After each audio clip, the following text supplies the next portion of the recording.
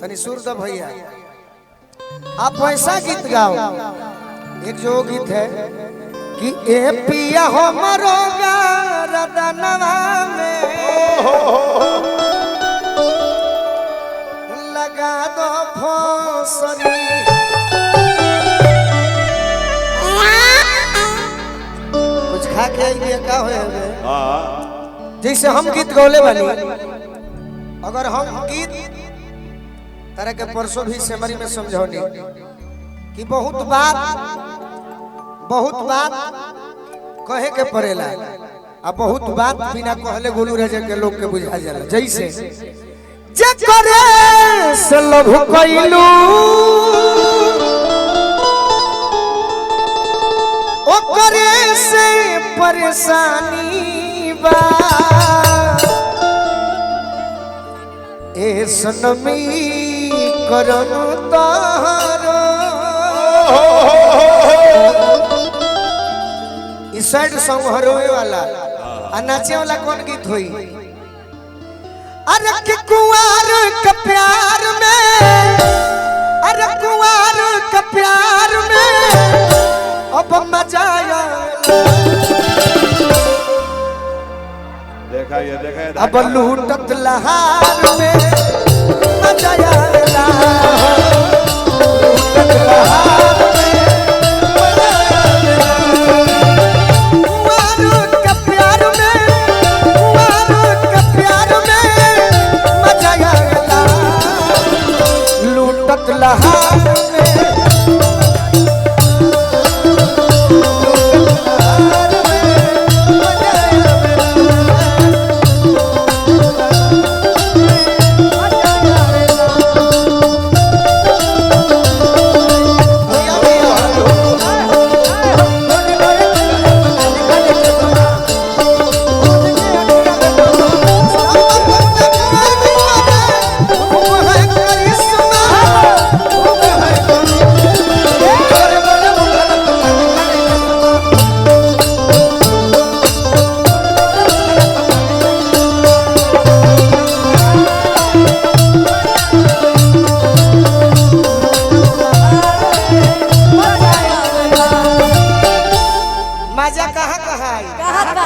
अब भाई समाज में है लड़की के।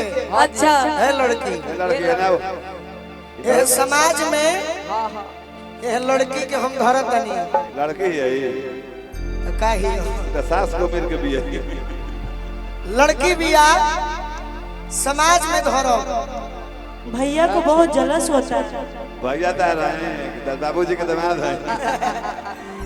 देखो समाज में अगर प्रेम करबो तो नौजवानों हाला मचा दी सके गोलू राजा निमन का हालो है पेड़ के नीचे करता रहो और जगह बनावल बा कि घर परिवार से,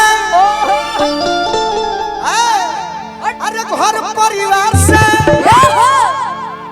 बचाई के नजरिया नजरिया अकोरिया के धोई के घर कवरिया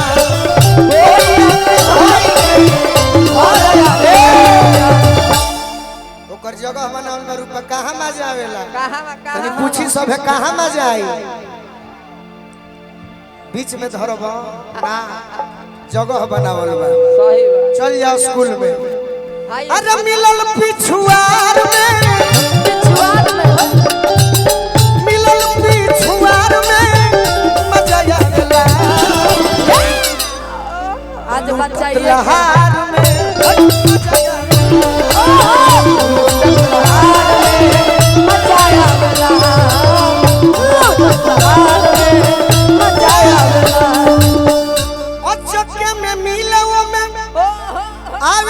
आनंद हो सोनू संग दिल गोलू कहले पसंद हो। चाचा जी के आशीर्वाद मिल रहा बा। संगीत प्रेमी लयदार चाचा बानी किशोर हो सिंगार में